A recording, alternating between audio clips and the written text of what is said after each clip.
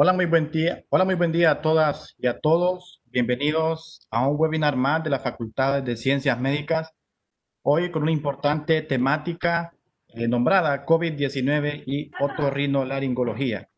Hoy en fecha miércoles 12 de agosto estamos totalmente en vivo a través de la página oficial de la Facultad de Ciencias Médicas en Facebook.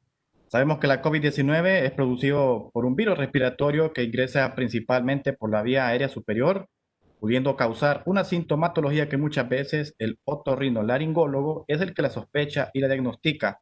Por ello hemos invitado al doctor José Alejandro Carías, quien es médico especialista en medicina familiar y otorrinolaringología, máster en nuevas tecnologías aplicadas a la educación, coordinador del grupo de investigación en otorrinolaringología y profesor titular 2 de la Unidad de Investigación Científica de la Facultad de Ciencias Médicas. Doctor, bienvenido a este webinar, el espacio es suyo a partir de ese momento. También invito a los que nos estén viendo a que nos comenten y nos dejen sus dudas para luego abordarlas con ustedes. Doctor, adelante. Buenas tardes, licenciado Álvaro. Un gusto, un placer. Gracias por la invitación a compartir con toda la comunidad y también la comunidad universitaria y todas las personas en nuestro querido país que nos siguen a través de las redes sociales y que están pendientes de webinar. De aportar desde la academia un poco más respecto de un problema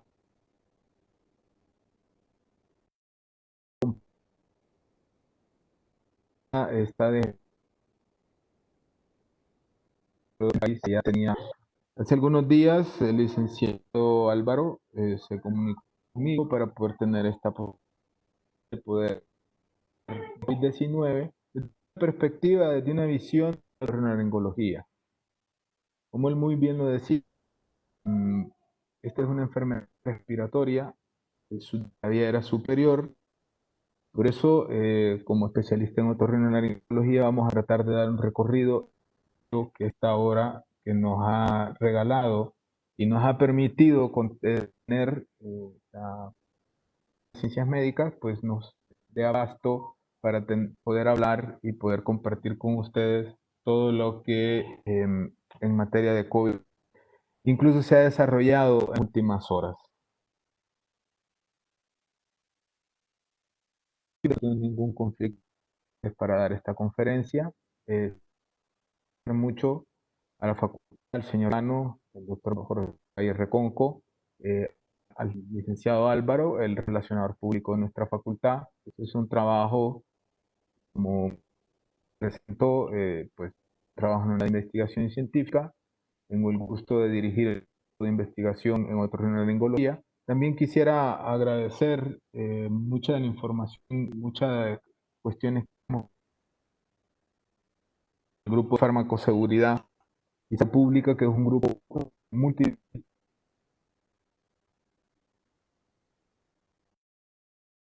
de Química y Farmacia, la Facultad de Medicina y la Facultad de Ciencias, especialmente por... Quiero comenzar, después de tanto agradecimiento, un pequeño preámbulo, con esta gran pregunta. Encontré un video de una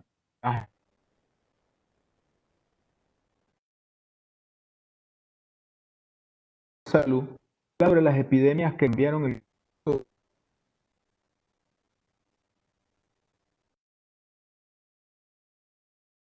virus. Esta pandemia, con el título Cambiando el curso de la historia.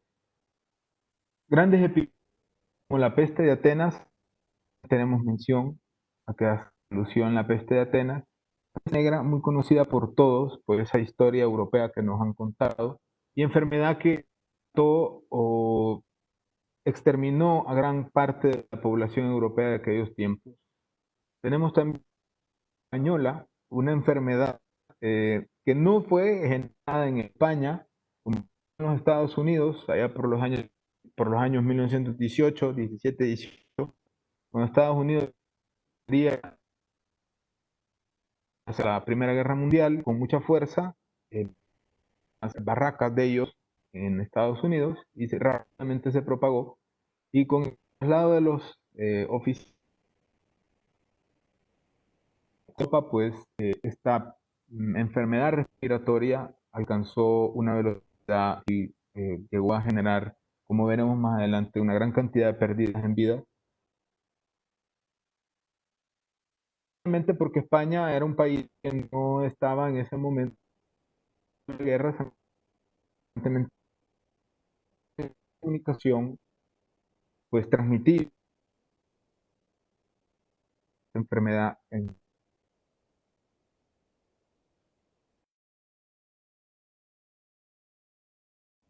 como saben y como mucho más mundial, es una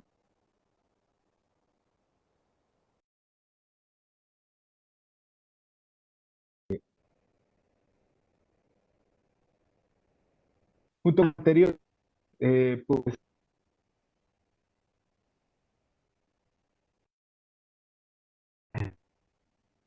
que son,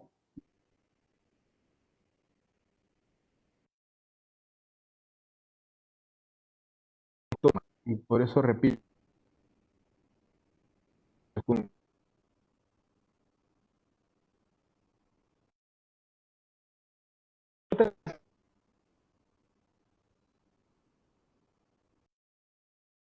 la mayoría de antes de Cristo, aunque aquí mencionábamos, ¿verdad? Y poco,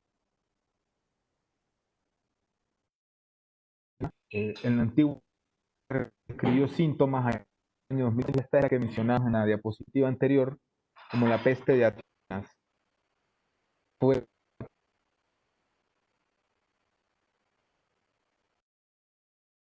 a la civilización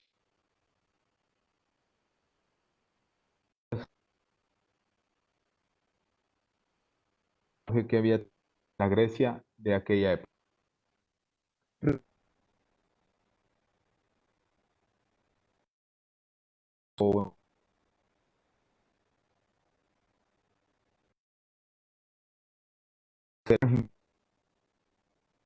Y que entonces ha cobrado una gran cantidad de vidas. Algo de de esa enfermedad que recuerdo en algún momento dijeron las casas farmacéuticas que se dedicaban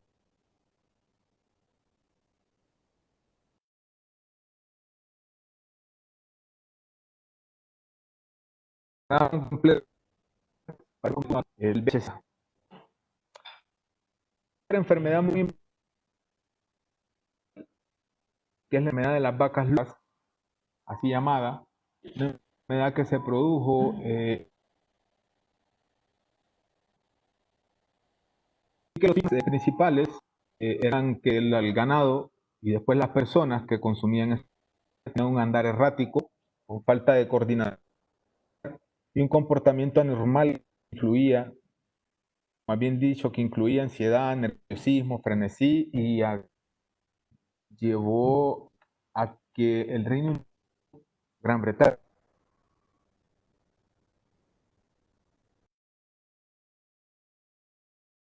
europeos, su ganado, o gran parte de su ganado, sospechara que está contagiado, posiblemente se diseminó por Europa, América y por siendo muy compleja, haciéndose muy complejo el manejo.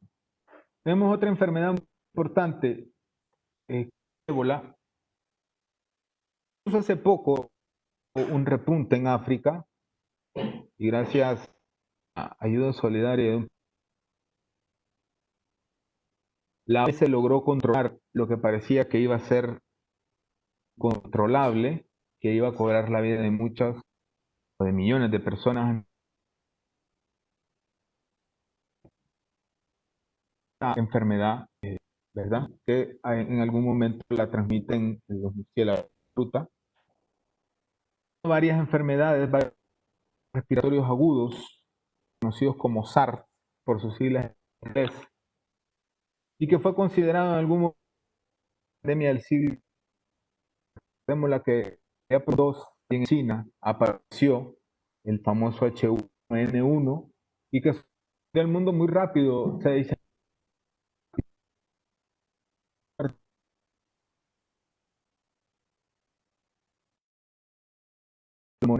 por neumonías, unos cuantos pacientes, cientos, unos millones.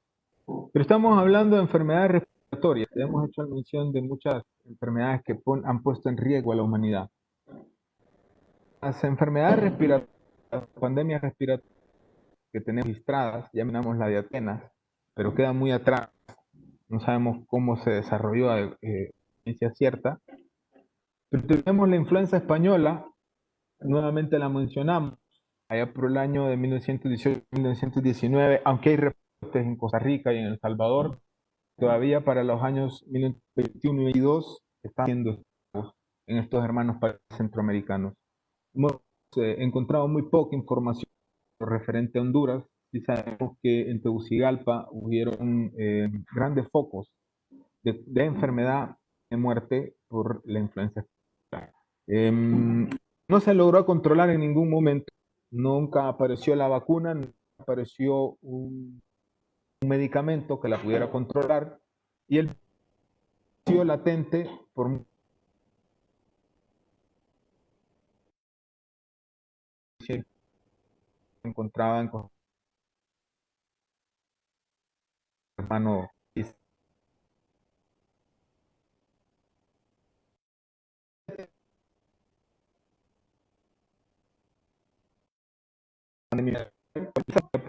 Una amenaza de influenza en el 27, recuerdo, para ese entonces se sacrificaron una gran cantidad de aves de corral, las gallinas principalmente, y la que habíamos mencionado, el SARS del año, del inicio del siglo, el H1N1 de 2009, sí fue una pandemia, y rápidamente la OMS la declaró como tal por la forma tan rápida de propagación que tenía esta enfermedad.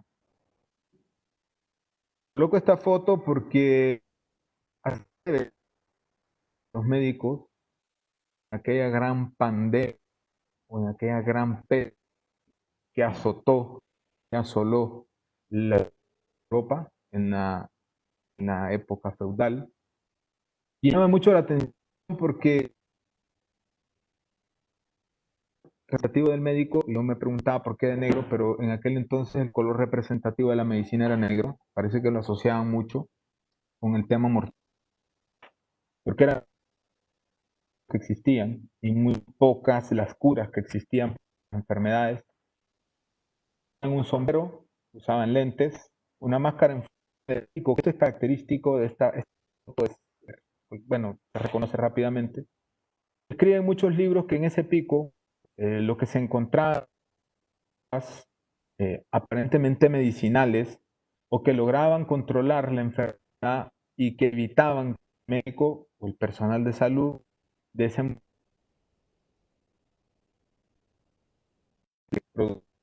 enfermedad. Una en no era una bata de cuero sencillo, común y corriente, sino que también era cerrada. Utilizaban botas.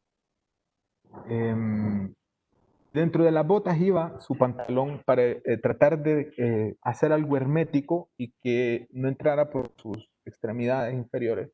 Eh, como ellos le decían, el mal humor que generaba la enfermedad. Y si ustedes se fijan en naranja, usaban una rastra de ajos y cebolla que ahuyentaban los malos espíritus y las pestes, los malos humores, porque todavía en aquel momento se pensaba que las enfermedades estaban relacionadas con humores. Una vara de metal que utilizaban para revisar a los pacientes, no los tocaban, no se acercaban mucho, sabían el peligro de acercarse a los pacientes. Y con esta vara de metal, pues lograban examinar de cierta manera a los pacientes y alejar a quienes se acercaran a ellos y a los pacientes. También quiero resaltar, utilizaban esta como, digamos, especie de bolso de cuero, de llevar utensilios instrumentales para la época media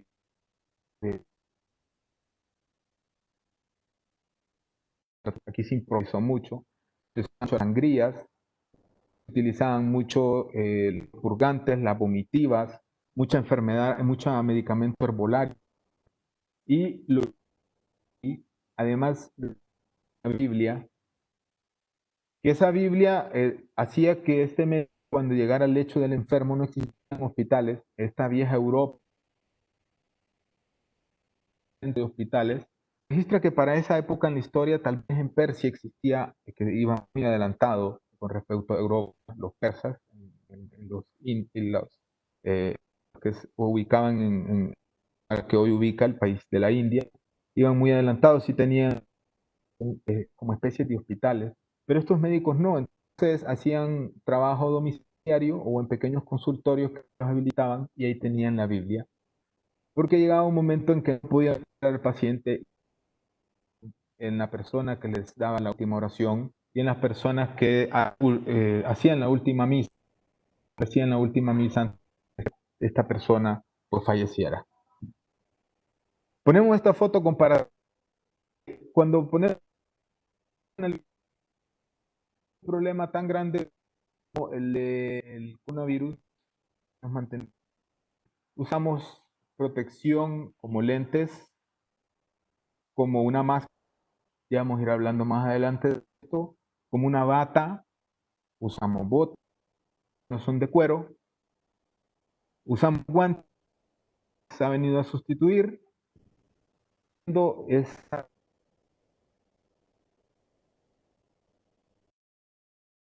le da que la vida a muchos pacientes, personas.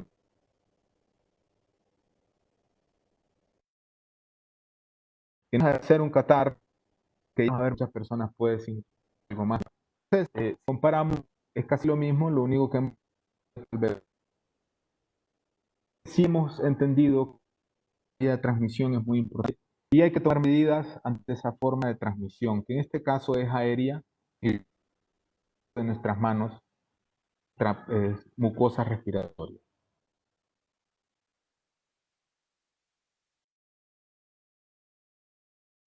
A todos los colegas que han fallecido, combate a esta enfermedad a unos cuantos, que ya vamos adelante. Quiero comenzar con el doctor Liam Gudong, otorrinolaringólogo de la enfermedad de la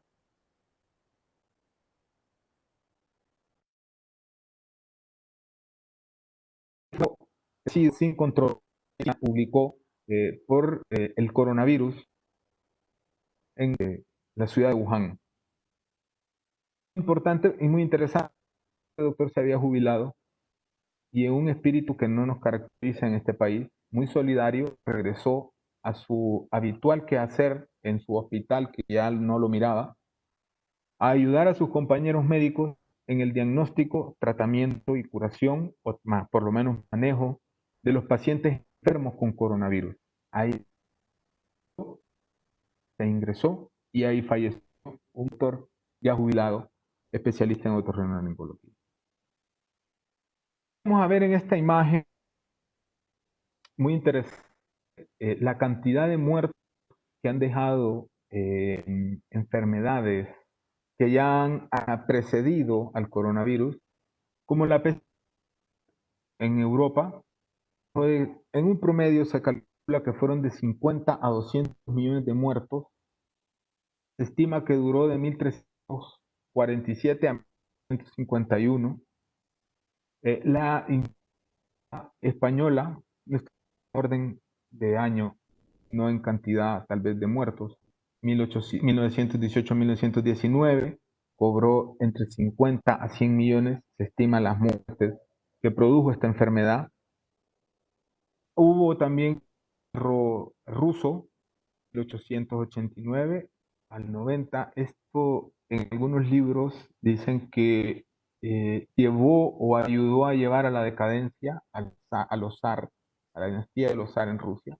Hubo alrededor de 1 millón de muertos solo por esta enfermedad respiratoria, el catarro asiático que hicimos mención, del 57 al 58, 1.1 millón de personas muertas. En el 68 al 69 el catarro dejó 1 millón de personas. El VIH-Sida Esta dice 1981, a la actualidad yo creo que el número ya ha superado los 25 millones. De acá como la peste negra, la influenza española, e incluso a superarla. Tenemos aquí también el SARS muy pequeñito, pues, solo fueron alrededor, estima esta publicación, de 774 muertos, creo que llegaron un poco más, según datos de la OMS. Y así vamos viendo, van cayendo estas en el 2014-2016, que lo había hecho mención en África, se lo dejando 11.321 muertos, 11.025 muertos.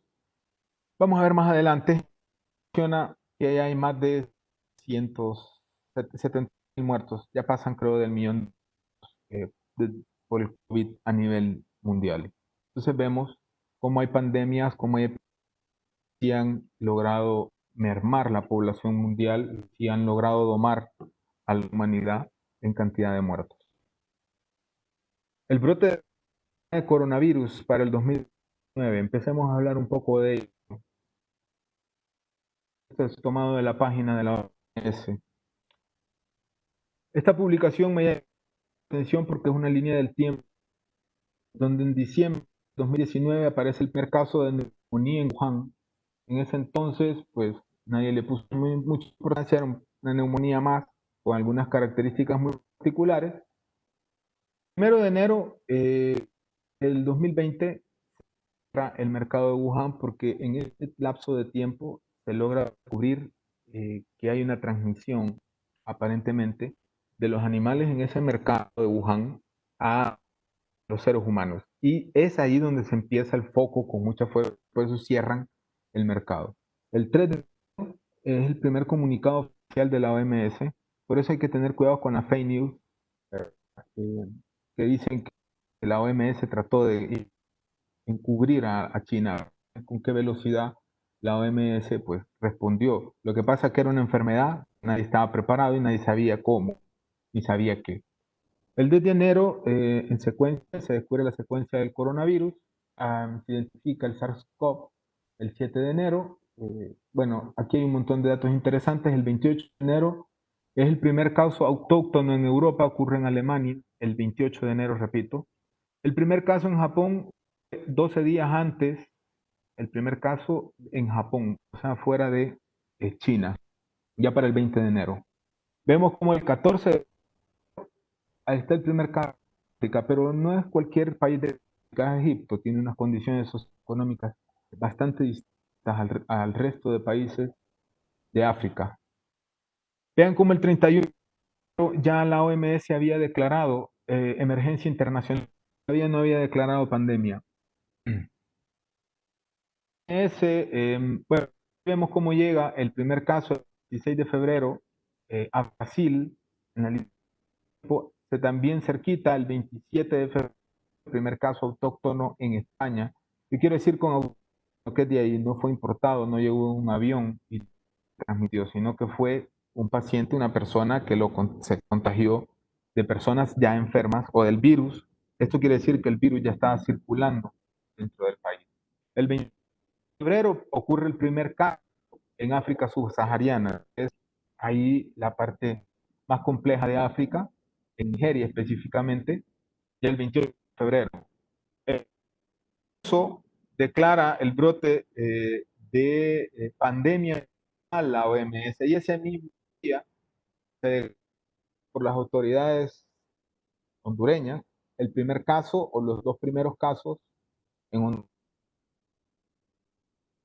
Lo señalamos aquí. Y ponemos el 29 de marzo, inicia esto que hemos estado nosotros, toque de queda o cuarentena, muy hondureña,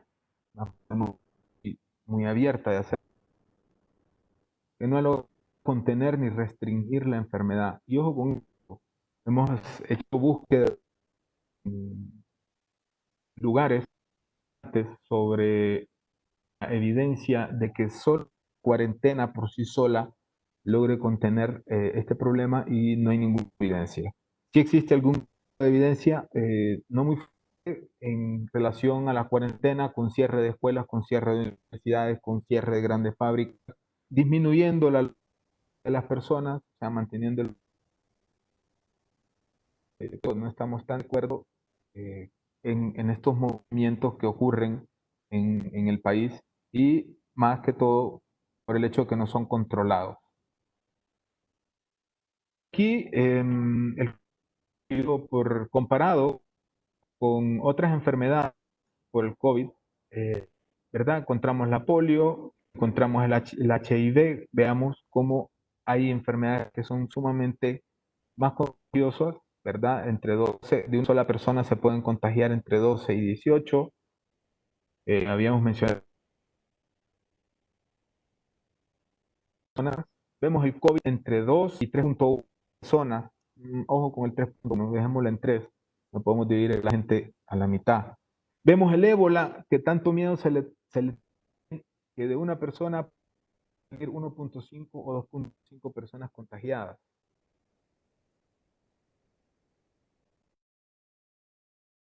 Una persona se puede contagiar con el COVID. Estos son datos, son que media, son promedios. Tienen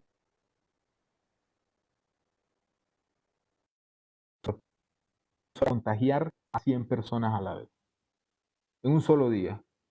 Seguimos comparando, pero en esta ocasión ya con enfermedades muy parecidas, casi todas respiratorias.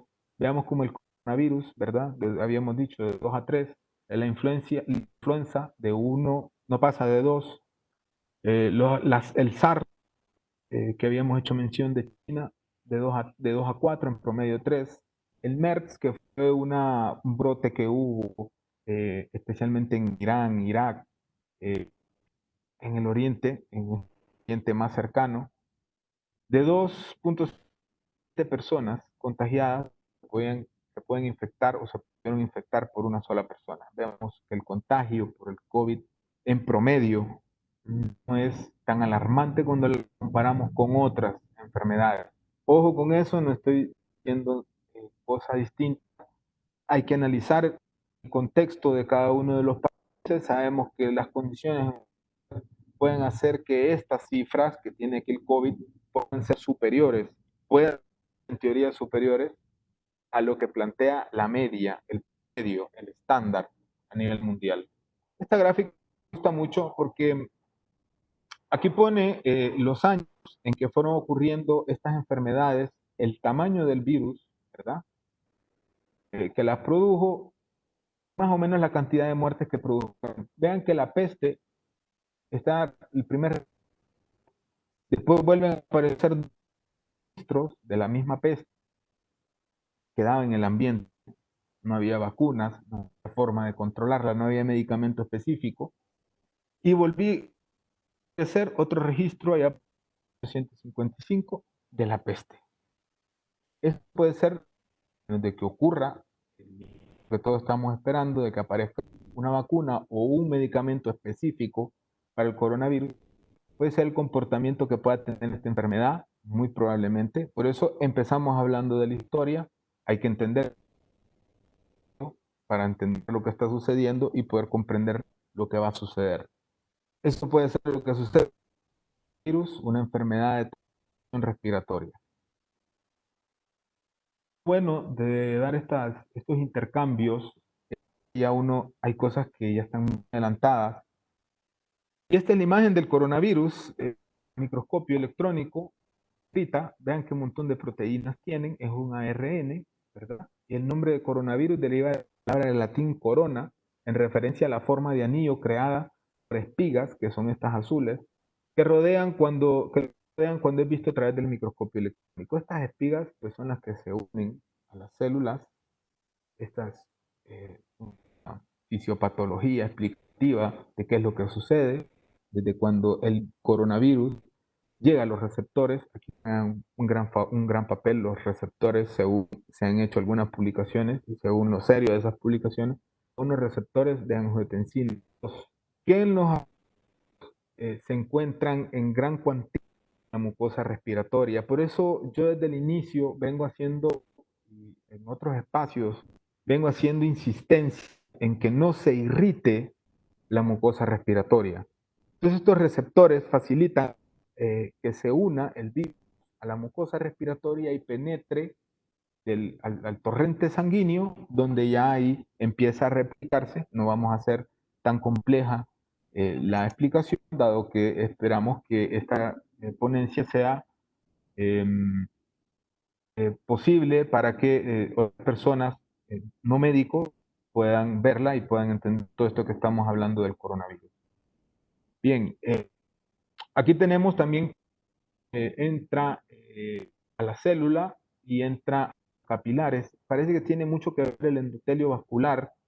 Estoy al doctor Salvador Monja, que es un grande, un investigador inmenso que tiene nuestro país, del cual nos deberíamos sentir muy orgullosos. Ha tratado de hacer algunas explicaciones en algunas locuciones que le hemos visto sobre el coronavirus, endotelio vascular, no solo respiratorio, sino vascular y todo lo que alrededor de él se genera. Por eso es que hemos visto, según algunas publicaciones italianas, de las autopsias que ahí se han hecho, que se producen trombosis a nivel pulmonar. Es una de las variantes a las cuales puede derivar esta enfermedad.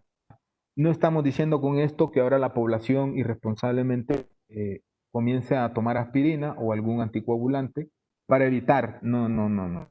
Ese medicamento debe ser suministrado bajo prescripción médica y sobre todo observación de algún personal de salud. Pero sí tenemos que explicar que al parecer tiene algún grado de complicidad el endotelio vascular con todo esto que se produce, por eso se generan daños pulmonares de tipo isquémico o de tipo de infarto. También se producen daños a nivel renal, que hemos visto hemos observado en muchos pacientes que terminan en insuficiencia renal, algunos agudos. No, el tiempo no les da para saber si llegan a la cronicidad, han sido sometidos a tratamiento, ¿verdad?, de la insuficiencia renal. Lo hemos visto mucha frecuencia. Bueno, hablando del coronavirus, es una página muy bonita. Abajo se puede encontrar la fuente, los que la quieran seguir. Es una página en vivo. Vean todos los casos que se han reportado en Estados Unidos, ya pasan los 5 millones, en Brasil pasan los 3 millones, en Rusia no llega todavía el millón, en México casi el medio millón de enfermos, no estamos hablando de muertes. Y América Latina ha pasado a ser el centro, con Estados Unidos, ha pasado a ser el centro principal de la enfermedad en estos momentos. Esta imagen es tomada de ayer, justo a, a las 11:35 de la mañana, la cantidad de muertes en Estados Unidos. Y vean cómo la famosa curva todavía a nivel mundial va en ascenso y seguirá en ascenso. Incluso ahí me uno yo a la ese donde muchos gobiernos algunos de mantener un balance entre la economía, entre el cómo de consumir alimento y entre el me enfermo y mantengo el sistema de salud sin quedarse, han tratado de hacer esto. Aquí le llamaron en algún momento a apertura inteligente, que demostró que no era tan inteligente, y es lo que mantiene esta curva que siga ascendiendo. Sí quiero pensar y sí quiero opinar respecto que no sabemos y no hay modelo matemático estadístico para este momento que pueda predecir en Honduras en qué momento vamos a llegar al pico. Eso me parece más cuando miro que salen diciendo el pico va a ser para tal fecha, el pico va a ser para tal fecha. Creo que están viendo la bolita de cristal o tratando de comprar la loto a ver si le pegan. No hay, y mucho menos en estas condiciones, saber cómo saber o cuándo saber será el pico en nuestro país para esta enfermedad. Ya vamos a hablar un poquito más adelante respecto de esto. Bien, vamos a hablar de los síntomas. Han surgido nuevas cosas sobre los síntomas. Todo esto, o la gran mayoría de la gente sabemos esto, de los síntomas del virus. Algunos lo hemos logrado comparar con el resfriado, y yo haría aquí una tabla más que hablaría sobre la alergia respiratoria, la alergia nasal, la rinitis alérgica. Y todavía aquí haría un espacio más que hemos estado debatiendo con colegas internacionales sobre el tema de la tuberculosis. Y ojo con la tuberculosis, que en Honduras es una enfermedad súper frecuente, a pesar nación, porque se une o ha empezado a unirse con el VIH, que tiene tanta incidencia y tanta prevalencia en nuestro país. Entonces, la sintomatología comparativa con la gripe o con el resfriado, esto es muy importante, el periodo de incubación del coronavirus es de 1 a 14 días. El inicio de los síntomas es gradual, ustedes pueden ir en ganas del tiempo viendo lo demás en comparativo en las tablas. Casi siempre es muy frecuente, esto es un síntoma muy importante, la fiebre, casi siempre aparece, y ya vamos a ver por qué yo le pongo un alfiler arriba a la fiebre. Puede haber fatiga, secreción nasal es en algunas ocasiones, a diferencia de la gripe y a diferencia del resfriado, que por lo general hay una secreción hialina. Congestión nasal es muy congestión nasal, pero sí presenta algo que es muy importante determinarlo desde el inicio, que es la anemia o la pérdida del olor, la sensación del olor. A pesar de que no hay congestión, mucha, y el neurólogo nos ha explicado mucho también el doctor Marco Tulio Medina hablando de esto y mostrando artículos muy interesantes donde habla que no es el daño a nivel neuronal, sino de las células acompañantes de la neurona en la parte del encéfalo, que tiene un papel muy importante en este problema de la anosmia.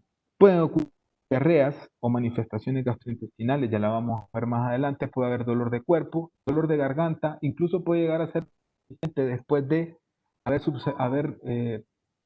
pasado la enfermedad o las más graves, puede quedar el dolor de garganta. Hemos tenido ya muchos pacientes que aquí en Honduras hemos visto que se acentúa todavía más por las noxas, por las agresiones que el paciente mismo le infringe a esa garganta, utilizando miel, utilizando limón, a veces lo combinan con aspirina, lo vieron en un programa de televisión. Aquí el llamado a los medios de comunicación son medios de comunicación, no son autoridades de salud para estar dando recomendaciones sanitarias a la población de manera abierta.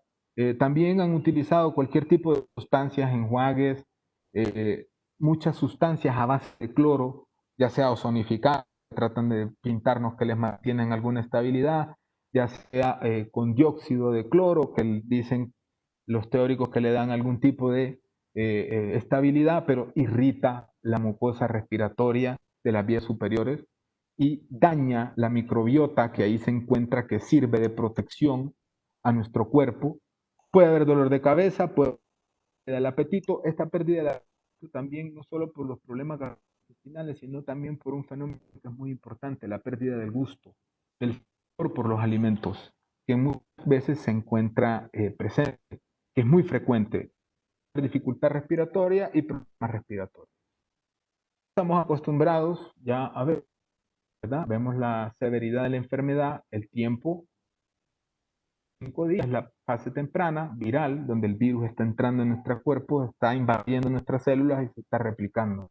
Empieza una fase, esto es lo cotidiano, una fase de dolor torácico anormal que se puede ver por imágenes y empieza después de los 10 días, en muchos casos, no son la gran mayoría, pero sí en muchos casos empieza a elevarse los marcadores inflamatorios y cardíacos, también empiezan a haber ya daños renales, tanto infartos también en en los pulmones, perdón, por así llamarlo, de una manera que nos entendamos.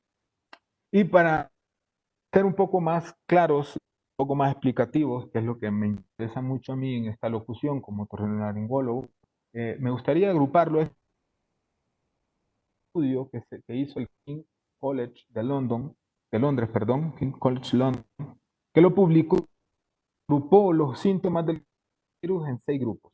El primer grupo, similar a la gripe, sin. Por eso, si se recuerdan, mencioné un signo de alarma, pero no siempre estaba presente.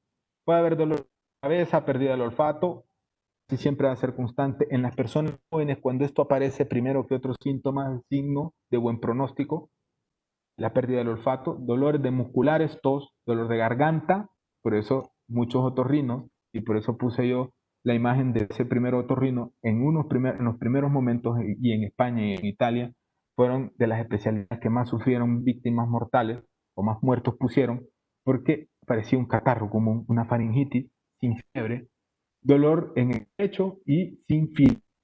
De estos, el 1.5% de los pacientes que se entraron en ese estudio necesitan respiración asistida. Vean que está en azul el muchacho, no está tan complicado. Otro grupo, un COVID similar, pero con fiebre, sigue siendo una manifestación de dolor de cabeza, pérdida del olfato, tos, una tos seca al principio, después se vuelve un poco más productiva, dolor de garganta, ronquera, la atendemos los otorrinos, la disfonía, fiebre y pérdida del apetito. Entonces llegaban, no tomábamos las medidas enérgicas para proteger y se contaminaban muchos colegas otorrinos y fallecían. 4.7 de los 4.4% de los pacientes necesitaban respiración asistida. Aquí es donde los grupos se empiezan a complicar un poquito más, del tercer grupo en adelante, que es el COVID con síntomas gastrointestinales, dolor de cabeza, pérdida de olfato, pérdida del apetito, diarrea, dolor de garganta, dolor en el pecho, no había tos, y por lo general el 3.7 de los pacientes necesitó respiración asistida. El cuarto grupo, ya ven ustedes, ya empieza a ponerse rojo, incluso el rótulo dice nivel 0,1 y empieza a ponerse rojo. A esto ya hay que prestarle bastante atención, que es el cuarto grupo, el dolor de cabeza, pérdida de los la fiebre, la ronquera, dolor en el pecho, fatiga. El 8.6% de los pacientes necesitó respiración asistida. Y aquí cuando ya empiezan a ir con mayor frecuencia los pacientes, vean que el 23.6% ya necesitó ir varias veces al hospital. Vamos a los niveles. Le pediré al licenciado Álvaro, me extiendo un momentito de mantener al aire. El quinto grupo, el COVID severo, 2 con confusión. Estos ya se empiezan a complicar seriamente, ya incluso van a tener signos neurológicos y en algunos otros órganos, dolor de cabeza, pérdida del olfato, pérdida del apetito, tos, fiebre, ronquera, dolor de garganta, también que todos son manifestaciones a nivel del espacio que atendemos los otorrinos, más complicaciones con dolor en el pecho, fatiga, confusión, dolor muscular, y el 9.9% de los pacientes necesitó respiración asistida. Ya estos pacientes van aumentando el problema que ellos están presentando y se está volviendo más serio. Y el sexto grupo, el COVID nivel 3, con dolor abdominal y respiratorio. Ya esto viene siendo la combinación de todos los anteriores: dolor de cabeza, pérdida del olfato, pérdida del apetito, tos, fiebre, ronquera, dolor en el pecho, fatiga, confusión, dolor muscular, falta de alimento, no se pueden alimentar, diarreas, dolor abdominal. El 20% de los pacientes de este grupo necesitó respirador artificial, una respiración artificial. Bien, habla que me gustó mucho. Aquí vamos a hablar de esto. Salimos de esos 6, pero quiero tenerlos en mente porque están aquí ligeros a los síntomas. Me preocupa mucho el 3% más o menos de la población, que son los sintomáticos. Vean que contagian el primer día, no desarrollan síntomas y la inmunidad de ellos empieza a aparecer en algunos casos, aunque hay serios estudios muy importantes que dicen que estos son los grupos que nunca desarrollan inmunidad. Se piensa que alrededor de los 14 días ellos empiezan a partir del quinto día ellos empiezan a desarrollar inmunidad y son contagiosos hasta el día 14 y andan asintomáticos, no sienten fiebre, no tienen anosmia, no dolor torácico, no hay ninguna tos, no hay falta de aire, y en estos 14 andan contaminando y llenando el ambiente de virus. Si ustedes ven, casi ninguno se muere. Los síntomas ligeros, el 55% de la población en buenas condiciones tienen 5 días para comenzar a generar síntomas. En estos 5 días, 5 o 6 días son asintomáticos.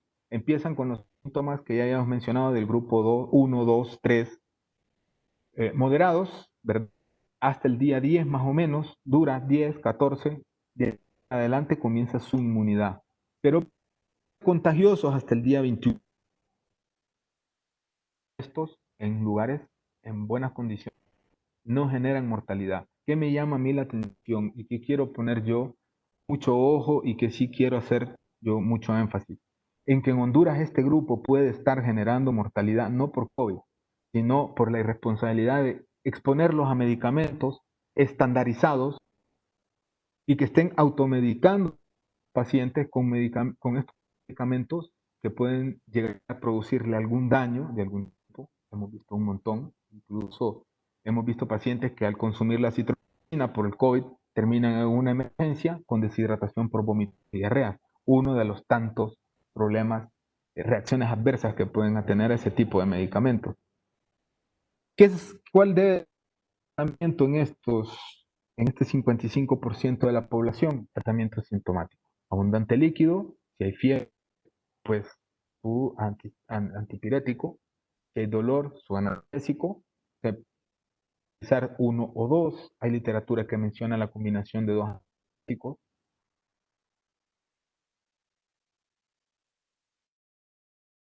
Ibuprofeno, y siempre teniendo cuidado con los hipertensos, siempre teniendo con los pacientes que han tenido sangrado digestivo, siempre teniendo cuidado con los pacientes que tienen algún tipo de trastorno dispéptico, úlceras, por ejemplo. Eran tos, manejar el síntoma de la tos de alguna manera y vimos que no tienen por lo general fatiga estos pacientes. Ahora, los severos, que son del grupo 4, 5 y 6. De la población igual al quinto día son asintomáticos. Vean, tiempo que pueden ser contagiosos todavía el día 25, pueden contagiar a alguien. Los síntomas severos comienzan el quinto día y ya al día 9 ya estos pacientes están gravemente complicados. O sea que no es porque se demoran, no es porque la enfermedad es bastante agresiva en ellos y necesitan hospitalización de algún tipo. Estar, por ejemplo, conectado con tenedor a un balón de oxígeno o tipo de cuidado hospitalario que el facultativo, el médico o cualquier persona de salud le puede ayudar en estos primeros momentos. La unidad se viene a desarrollar alrededor del día 20. Ellos aportan, según los estandarizados, el 15% de los muertos. Las duras deben de aportar un poquito más. Dado que ya el sistema de salud, la salud pública y semipública, que es el seguro social, prácticamente colapsados. Los síntomas críticos del 5%, población restante entre 15%, son asintomáticos hasta el quinto día y empiezan a generar sus síntomas severos a 7 y 8. Vean que es un poquito antes del grupo anterior, y estos de entrada sí ocupan una unidad de cuidados intensivos con ventilación invasiva para poder aguantar el problema respiratorio, que dura hasta alrededor del día 21. Hemos visto series y hablado con algunos españoles, que ellos han puesto los medicamentos para estos pacientes y han pasado ya varios meses y no se atreven a retirarlos. Estamos hablando de los anticoagulantes, estos son principalmente los pacientes que necesitan el anticoagulante, el esteroide y los antibióticos duraron casi estos 21 días. Estos 21 días, si no fallecen, generan inmunidad, que se mantienen contagiosos hasta el día 25 si no fallecen. Y vean, el 50% de este grupo es el que fallece. O sea que estos son los que más aportan a la mortalidad. Y en este país, yo estoy casi seguro, no puedo eso mostrarlo científicamente, pero sí, este número puede llegar a ser mayor. ¿Y cómo explicarlo? Bueno, tenemos por favor, tenemos el PCR aquí es importante, el diagnóstico nasal es súper importante, porque vemos que las pruebas rápidas a partir del séptimo día es que pueden ayudarnos a determinar si el paciente está enfermo. La clínica y el PCR son súper importantes. Y yo mucho con PCR que cuando le pregunto de dónde le tomaron la muestra fue muestra sanguínea. Esa es un reactante de la fase aguda. El PCR para el diagnóstico del COVID se realiza en la nariz por medio de una muestra que introduce un hisopo hacia la nasofaringe. Haciendo alusión de esto, porque Ya se pueden utilizar las pruebas rápidas solas o en combinación con la PCR. ¿Cuándo falla la PCR? Cuando ya no hay anticuerpos o cuando el PCR es un falso negativo. ¿Cuándo hay falsos negativos? Por ejemplo, el 90% de la población tiene el tabique desviado. Entonces, la persona que está realizando la técnica para la toma de la muestra introduce, golpea contra el tabique y ahí se detiene porque piensa que llega a la muestra nasal. O los están prácticamente hacia una hiperextensión de la cara, introducen el hisopo y por lo general van a dar a la parte media o al techo de la cavidad nasal y obviamente no toman la muestra de la nasofaringe y este PCR puede ser negativo. Así es que es importante, muy importante, tomar en cuenta las condiciones y la técnica en tomar la muestra de la PCR para el diagnóstico de estos pacientes, que lamentablemente en nuestro país se han perdido demasiadas muestras y es muy lento la respuesta a la información de esta enfermedad. Sobre el tratamiento, bueno, en los estadios más leves, ya he mencionado, el tratamiento es sintomático. El paciente se va a curar, tome lo que tome. Lo único que hay que tratarle es el síntoma. Puede incluso tomar algo herbolario, un té de jengibre, mucha gente lo toma porque lo he escuchado, un té de jengibre con cebolla, etcétera, etcétera. Lo puede tomar y se va a curar, porque su cuerpo va a reaccionar contra esta enfermedad. Pero ¿qué es lo que buscamos? ¿Qué es lo ideal? La vacuna. Esta una publicidad, de una publicación del 31 de julio, donde se toman las vamos a decir, vacunas que están en competencia, en la carrera por salir al mercado. La de AstraZeneca ya está en la fase 3, casi por empezar a finales de octubre, emergencia. Aquí una doctora muy brillante que tenemos, la doctora Valladares en Estados Unidos, aprovecho mandarle un saludo, ha hecho una explicación de todas estas fases en un video, tomado la molestia de explicar fases. Invito a que lo vean, lo explica muy bien. Vean que los chinos tienen dos bien adelantadas, que a finales de año piensan que ya estén en fase de autorización de emergencia. Moderna, que fue la que compraron los Estados Unidos, de noviembre prevén ellos que esté en fase de emergencia, autorizada por emergencia. Pfizer de Alemania, piensan que a finales de diciembre ellos tener la vacuna.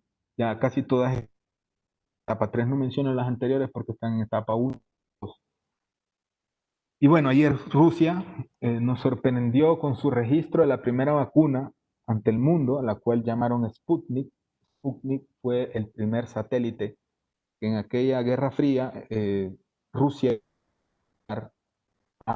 alrededor de como triunfo, como trofeo por haber, bueno, la Unión Soviética ha logrado esa carrera por salir al espacio. Y ayer el presidente de Rusia, Vladimir Putin, mencionó que ya estaba autorizada su vacuna. En esto quiero ser muy no hay una evidencia muy fuerte, estudios categóricos fuertes que apoyen, pero es la primera vacuna que igual que las anteriores que yo mencioné, que están aquí, va a tener una autorización, no va a tener una fuerza tan grande y vamos a tener que ya esta vacuna a las horas de la tarde-noche de nuestro país, ya tenía 20 países que ya habían pedido, ya superado los miles de millones de muestras a Rusia para poder utilizarse. Incluso laboratorios en nuestro continente, en nuestra área geográfica, que habían puesto a las órdenes de Rusia para empezar a producir en nuestras latitudes esta vacuna. También y no es que ellos estén en una etapa, tienen otra, pudiera ser una alternativa que es un viral, el Avir. Estuvimos en la presentación, tenían un ensayo clínico muy alentador, eh, que hace poco lo publicaron, en el resultados bastante alentadores sobre el tratamiento del coronavirus. Estas dos son la ciencia constituida. no por la marca, no, sino por lo que es vacuna o retroviral. Lo demás que hemos utilizado en el país son unos acrósticos muy interesantes, no tienen ningún respaldo más que la experiencia de ciencia constituida. Y para los tratamientos, los manejos de estos pacientes, yo recomiendo que nos acerquemos mucho porque ha ocurrido algo que nunca había ocurrido en el mundo. Gran, gran de revistas abierto para el área, para que leamos, para que nos enteremos, para que estemos al día de lo que está sucediendo en tanto a la enfermedad como al tratamiento de esta enfermedad. Van a haber estudios muy buenos, van a haber estudios no tan buenos, y los no tan buenos se retractan rápido.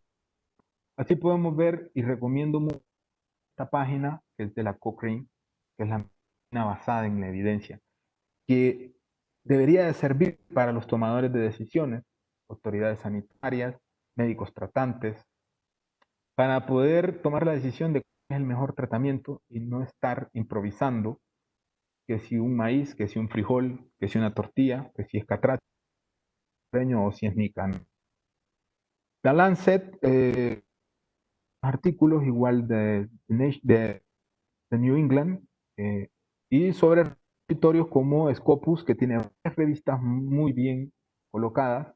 También Springer Nature tienen muy buenas revistas, están escribiendo al respecto de esto, mucha seriedad, con mucho respeto, y están presentando estudios bastante serios para el tratamiento de estos pacientes. Sí recomiendo en las primeras etapas que el tratamiento sea sintomático. Las etapas que habían mencionado, 4, 5 y 6, esas las maneja el neumólogo y el intensivista, que tienen bastante experiencia para poder hacerlo.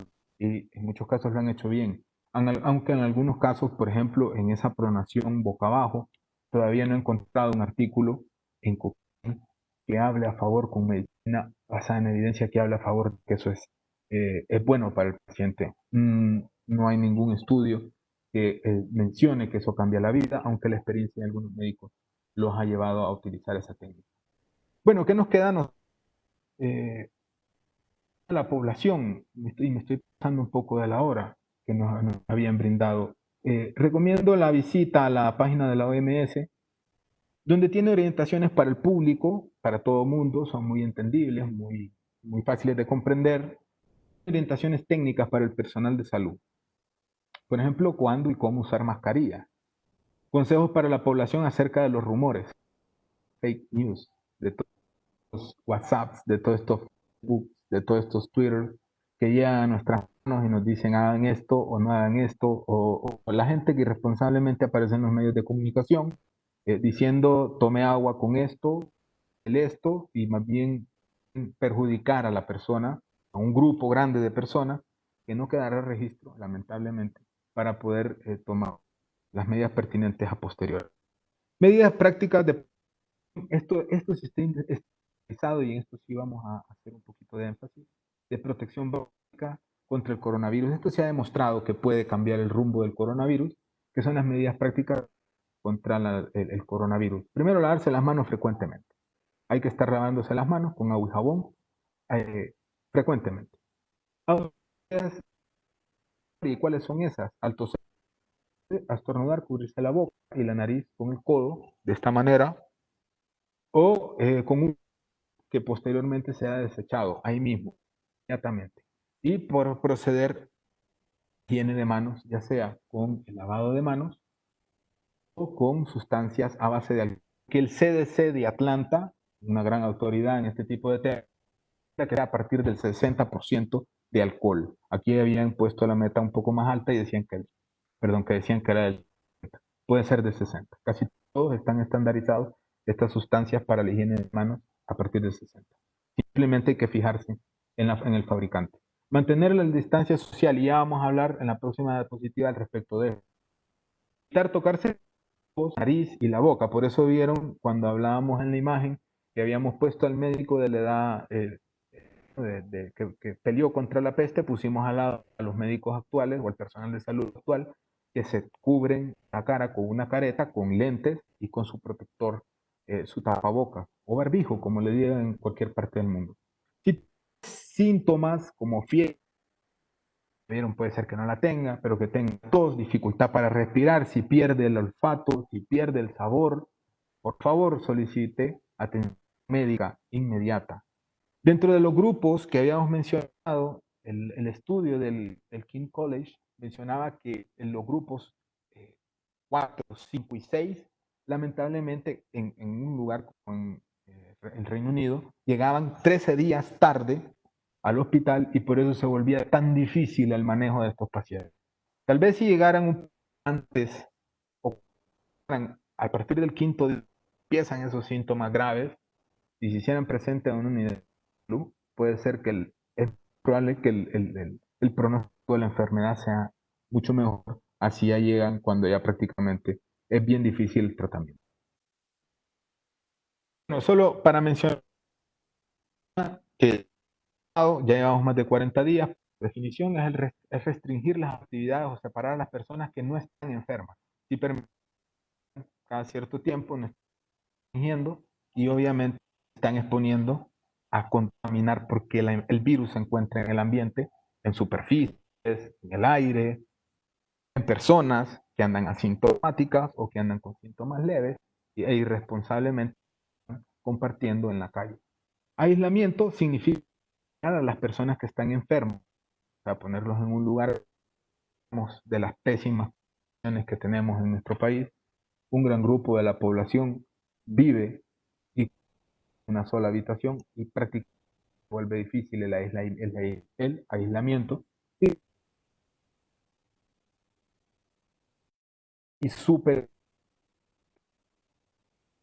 La OMS, aunque hay muchos estudios que dicen que debe de ser de 2 a 3 metros, porque el virus puede mantenerse o esparcirse, como lo tenemos más adelante, 2 metros todavía. Súper importante el lavado de manos, y aquí mostramos algunos casos. Hay que tener bastante acentuada. Aquí hay sustancias que se pueden utilizar si no hay jabón en los lugares, pues tienen cierta dificultad económica. Y sobre todo el frotamiento de las manos es muy importante, las palmas, el dorso, los entrededos, ¿verdad? Entre el codo y el índice. Es súper importante que el agua corra, no meterlo en una pana. ¿Cuándo lavarnos las manos? Esto es para recordarlo. Pues antes de toser la cara, después de toser o estornudar, después de ir al baño, antes y después de cambiar pañales, antes de preparar o de comer alimentos, antes y después de visitar o atender enfermos, esto es para el personal de salud, después de ir a tirar la basura, después de tocar las manijas de las puertas o cualquier instrumento que sirva para abrir o cerrar puertas, tipo de carro, de casa, de cualquier tipo, no sabemos quién y cómo tocó la puerta antes que nosotros, entonces hay que lavarse las manos y después de estar en lugares públicos concurridos. También hay que tener otra serie de medidas, pero hay que lavarse las manos o utilizar un gel a base de alcohol. Aquí tenemos algunas gráficas de cómo utilizarlo, es casi igual que lavarse las manos. Debe de ser una medida más o menos como una moneda de 50 centavos. El pico del con nuestras manos, que lo contaminamos. Además, el tapabocas, sobre esto, varios criterios. La OMS mantiene que las personas no enfermas que anden en un lugar público abierto pueden utilizar un protector tapaboca quirúrgico. Las personas que estén enfermas y que estén aisladas pueden utilizar un protector quirúrgico. El personal de salud y las personas que están en lugares expuestos como hospitales, clínicas, lugares muy concurridos, pueden utilizar ya este tipo de varios tipos y depende del fabricante. Esta es la N95, es muy famosa ya por nuestros días. Y también una protección ocular y facial. Dicen que el protector facial, la careta plástica, ayuda todavía más a evitar el coronavirus. Decía de los 2 metros, ¿verdad? Hay muchos estudios que avalan y que piden que por lo menos 2 metros, la OMS, con 1 metro que estemos de distancia de otra persona ya es bastante, si logramos 2 es lo mejor. ¿Y qué nos ha pasado a los otorrinos, personal de salud? Bueno, tenemos que estar con esta vestimenta bastante particular, sin contacto con pacientes y de exposición a fluidos corporales, las gafas, el protector nasal, esta, esta bata, ¿verdad? Puede ser cualquier tipo de bata, ojo, porque no está en exposición a fluidos, no está en exposición a nudos, a saliva, eh, a, a que el paciente está hablando, y no hay necesidad de gotas. Y antes de colocárselo, lavarse o limpiarse las manos con gel y después de quitárselo, lavarse las manos y utilizar gel o utilizar gel. Con riesgo de fluidos corporales, y aquí empezamos los laringólogos en la consulta, las gafas, protector facial, el cubrebocas y un camisón hidrorrepelente. ¿Por qué? Porque pueden caer fluidos en nuestro cuerpo, del toser o del examinar al paciente, y pueden quedar en nuestra ropa. Entonces, tiene que ser hidrorrepelente para que no entre en nuestra, o no pase nuestra, bueno, las botas.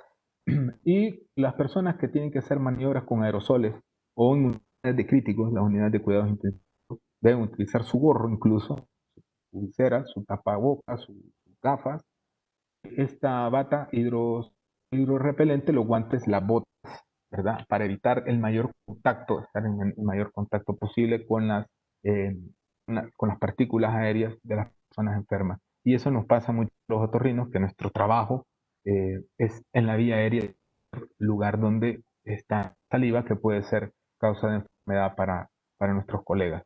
Y es que esto ha mermado y ha hecho que nos reinventemos o tratemos de reinventarnos en la forma de atender al paciente y de hacer nuestros procederes quirúrgicos, porque estos pacientes, por ejemplo, el entubado, que pasa más de 7 días, hay que hacerle una traqueostomía que hace el otorrinolaringólogo y nos vuelve todo un reto no contaminarnos por tratar de ayudar a un ser humano más. Sobre el tratamiento de la curva, lo importante de esta mítica historia que nos han contado es no colapsar el sistema sanitario. Pero ya les decía, esto porque está animada, ya les decía que ahorita no sabemos cuándo va a ser el pico, ni hay un modelo estadístico fidedigno que nos vaya a decir la verdad, nos vaya a predecir el futuro de cuándo va a ser esto que estamos esperando el pico. Y también se han desarrollado, ya lo vamos a ver más adelante, términos como oleadas. No, mientras el virus se encuentre circulando y nosotros no seamos disciplinados y el Estado de medidas rigurosas, obviamente que nos han tomado, y en el ambiente se encuentra esta curva va a ascender bruscamente, o va a ascender y va a volver a subir, va a ascender y va a volver a subir. Lo vimos con la peste negra en gráficas anteriores.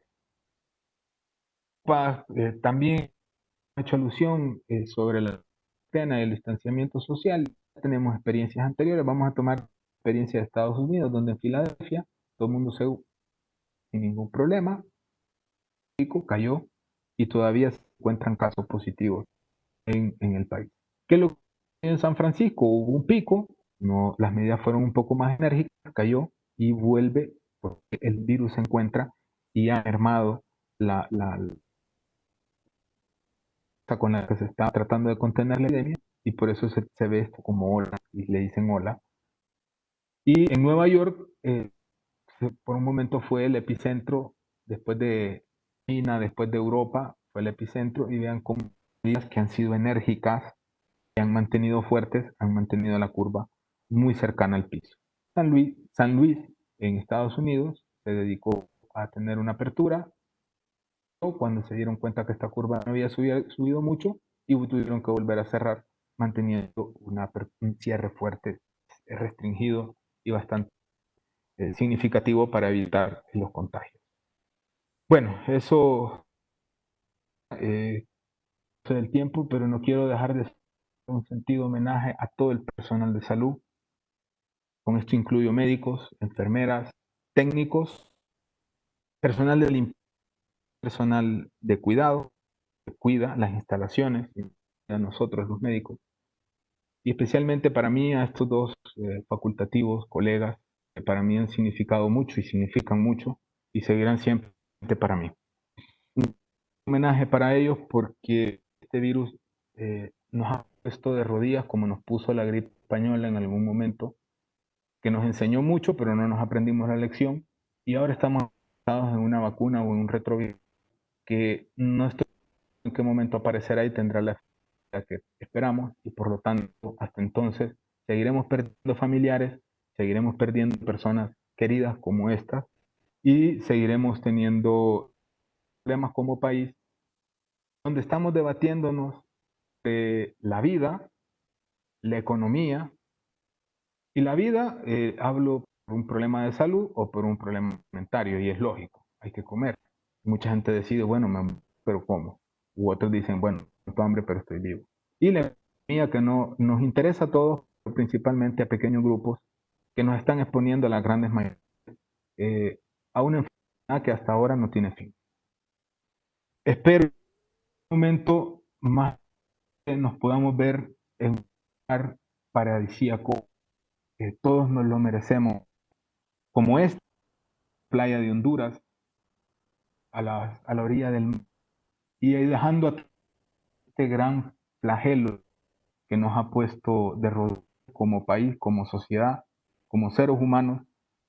Lo que ha hecho es el apretoncito para que salga toda esa pu que estaba contenida en nuestro país, donde se ha mandado desde hace años, no de ahora, desde hace muchos años atrás se ha mandado el sistema, y no solo por los que nos gobiernan, sino por nosotros mismos, el sistema de salud se ha mandado largo, se ha olvidado, responsablemente, se ha olvidado la educación.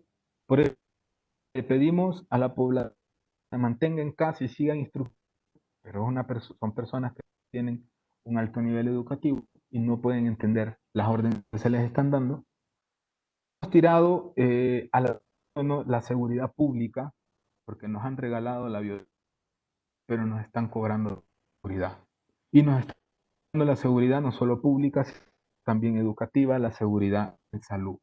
Y todavía no vemos respuesta a pesar de que el Estado, todos nosotros, hemos erogado a los dirigentes de este país grandes sumas de dinero para que logren contener esta pandemia, esta epidemia y este golpe de gancho al que nos ha dado esta enfermedad. Gracias por su sintonía. Espero que esta charla haya sido de mucha ayuda y mucha utilidad para todos ustedes, especialmente para la población. No sé si Álvaro nos va a regalar algunos minutos con algunas preguntas. Estamos abiertos para responder. De todas maneras, gracias por su presencia y esperemos que la sigan viendo en los medios de difusión de nuestra facultad. Por supuesto que vamos a hacer un espacio de preguntas y respuestas e iniciamos inmediatamente.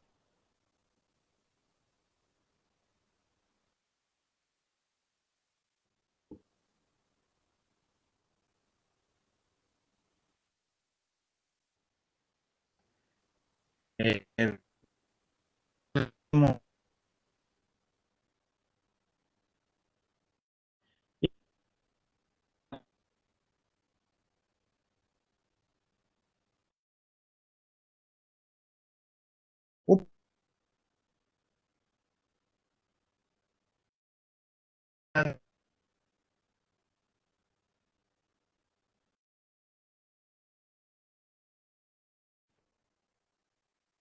Bueno, entrecortado, pero creo que la pregunta va en cuándo volverse a repetir la prueba a un paciente sintomático. Un paciente sintomático con prueba positiva. Repetirse las pruebas, principalmente la PCR. Una vez que y el diagnóstico, por PCR, lo primero hay que dar la fase sintomática. Lo primero que hay que dar al paciente es la parte clínica. Y repetir la prueba entre el 1 y el día 14 por primera vez. Sí puede suceder en las gráficas anteriores que puede seguir persistiendo la PCR positiva, incluso después del día 21, día 25, incluso en la literatura la presentación está de bastante peso, con bastante connotación de que llevan meses y todavía la PCR sigue siendo positiva. Pero ¿qué es lo importante más que la PCR, más que caer en el delirio de la PCR negativa? Que la sintomatología, el cuadro clínico que haya obligado a este paciente o a su médico a diagnóstico y llevar un tratamiento, la sintomatología haya cedido. Que ha desaparecido la fiebre, que ha desaparecido el problema respiratorio, que ha desaparecido el dolor torácico y cualquier otra sintomatología que el paciente pueda haber tenido. Porque les repito, ya hemos visto y ya hemos intercambiado con algunos colegas, incluso de Europa, que tienen más experiencia, que han mantenido durante meses los anticoagulantes, han mantenido durante meses el esteroide, porque el paciente humoral, o sea, en las pruebas diagnósticas que se le hicieron, todavía la siguen manteniendo alta y en algunas radiografías o imágenes de tomografía todavía se ven imágenes que están en relación a algún tipo de noxa sobre los pulmones.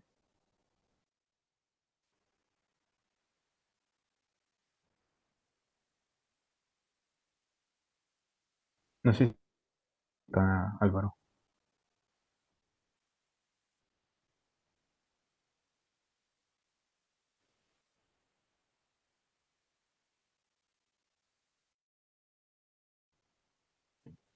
El webinar.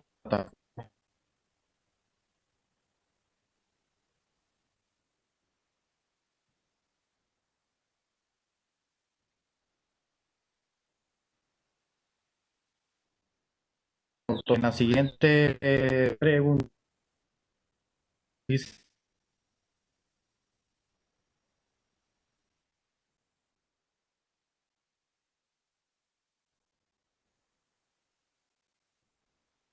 bueno,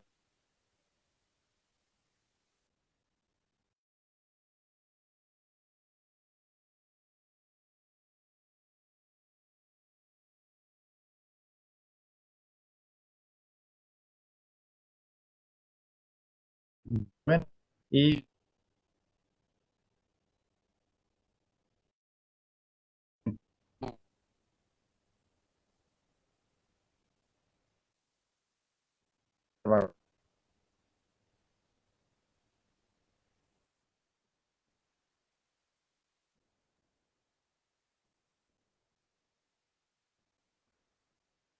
Bueno, con respecto a la vacuna del COVID-19 y la que creo que estoy bien, ¿qué tan rápida?